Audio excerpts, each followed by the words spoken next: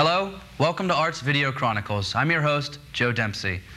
Today we'll be viewing illusions and how they interact with your television monitor, creating both a picture and a mood.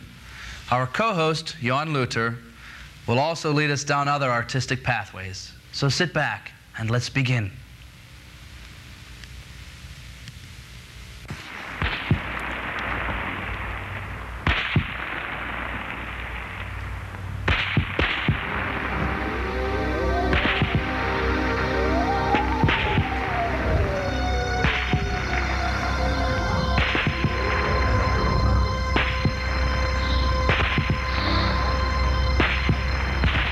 Most stories begin once upon a time. This is another kind of story. I don't think we can tell those kinds of narratives anymore, especially not on television. Those narratives are simply words that kind of flash randomly across a page and disappear. Here on television, we have to tell different kinds of stories. Television tells stories in images, in music, and in text. It's a good place to start talking about the story of deconstruction, even though you can't begin that story any differently than you can any other television story. Deconstruction, as we think of it here, is neither a word nor a concept. It's something other than those traditional categories in which we've tried to look at the world. Here, what we see is a world behind me viewed through a kind of lens of deconstruction. This is how the world really is.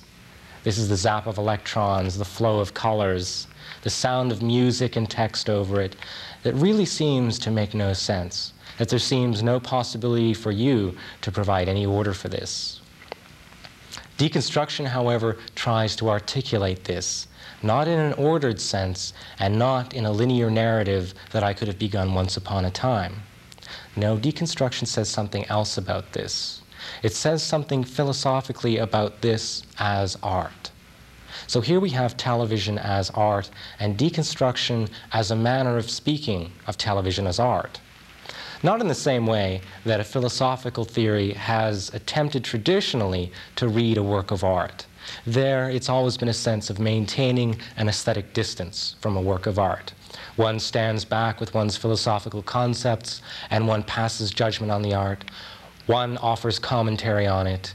One removes oneself from that art and attempts to efface one's own presence before it.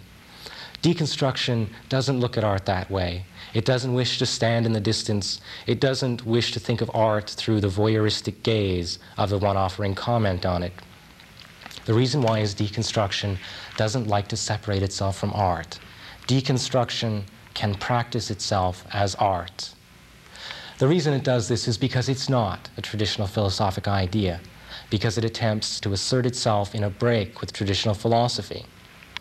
Of course, nothing could be more difficult, and yet nothing could be simpler, for every work of art asserts a break with philosophy. Deconstruction attempts the same thing within the practice of philosophy that art does with the world, that art does with philosophy.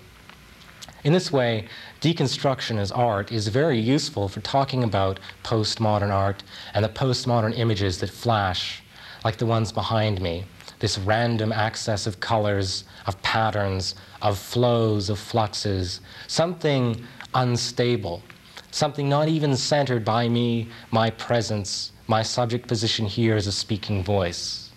None of that serves to organize this into one structure.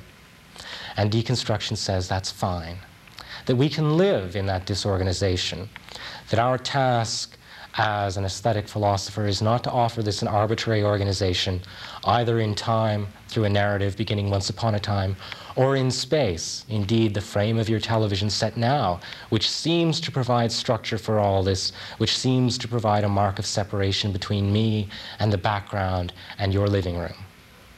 Deconstruction doesn't exist in any of those areas. As neither a word nor concept, it exceeds that.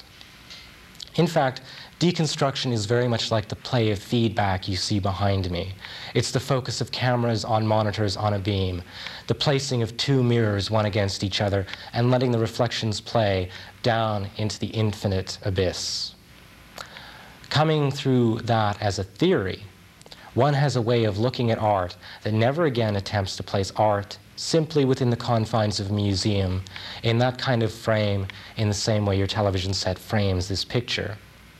Never again can you come to a museum and think in that linear space, in that linear time, about art. Well, deconstruction is all that and then some.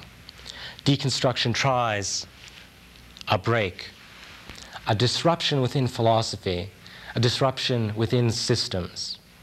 Not only does it itself disrupt, but it attempts to chronicle in the way Arts Video Chronicle attempts to disrupt television, the way in which one normally thinks about philosophy and the philosophy of structures.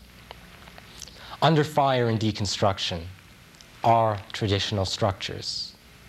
What we want to do in deconstruction is move away from those traditional structures. Normally, these are structures that come to you through very simplistic binary oppositions.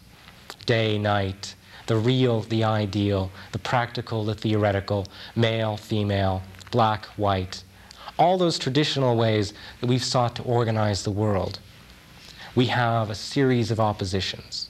This is our structuralist heritage, not only in the sense that Claude Lévi-Strauss has used the term, but going back to the pre-Socratic philosophers, to the Pythagorean table of oppositions that sought to organize all the known world into a structure of 10 terms, either one or the other, on, off.